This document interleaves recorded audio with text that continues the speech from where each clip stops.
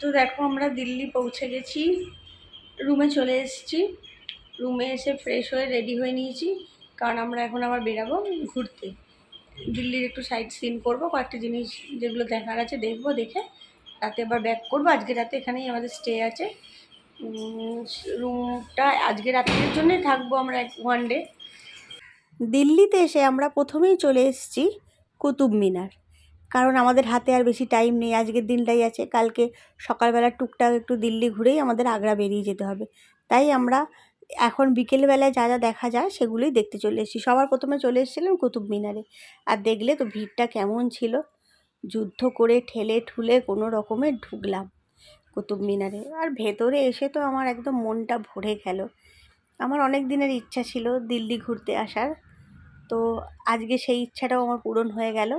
আর আমার ছেলে তো খুব পছন্দ করে এইসব, কারণ ওর একটু হিস্ট্রি ভালোবাসে আর কি, হিস্টোরিক্যাল ব্যাপার ওর খুব পছন্দ। তো ও খুব এক্সাইটেড ছিল। তো এসেই আমরা সবার আগে দুজনে মিলে একদম ঢুকে চারিদিকটা ভালো করে দেখে নিচ্ছি। আর দেখো, তোমাদেরও খুব ভালো লাগবে। যারা যারা এসেছো তারা তো জানোই, আর যারা আসোনি তাদের জন্যই এই ভিডিওটা করলাম। যতটা সম্ভব আমি চেষ্টা করব তোমাদেরকে দেখানোর।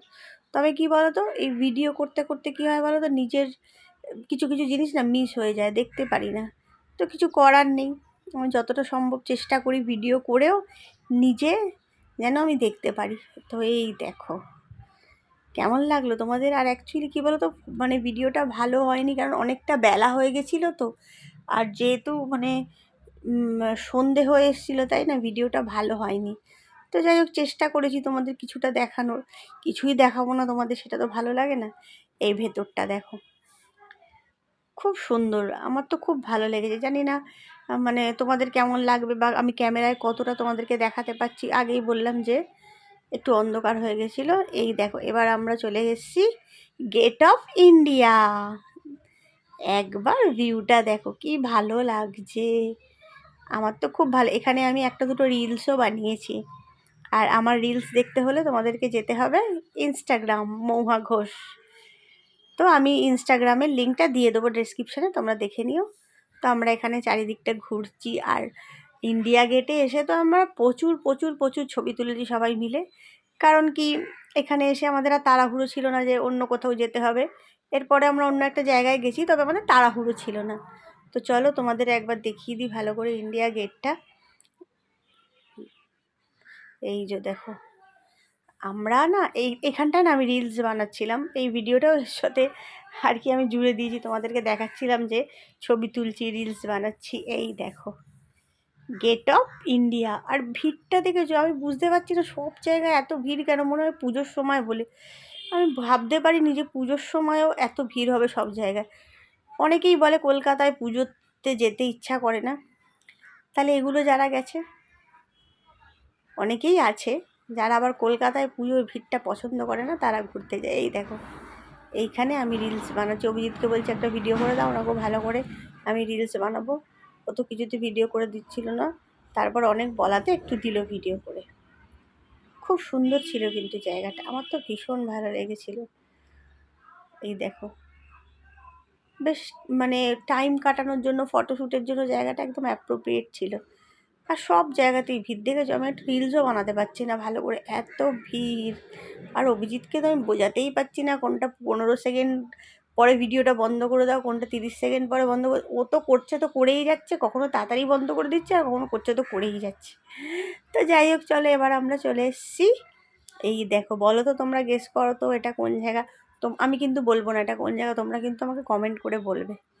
যারা যারা জানো, দেখেছো, তোমরা কিন্তু কমেন্ট করবে, আমি বলবো না। আমি নেক্সট ভিডিওতে বলবো এটা কোন জায়গা ছিল। তোমরা কিন্তু সবাই কমেন্ট করবে এটা কোন জায়গা। আমি অপেক্ষায় রইলাম তোমাদের কমেন্টে। দেখো, আমি ভালো করে জুম করে দেখিয়ে দিচ্ছি। এই দেখো,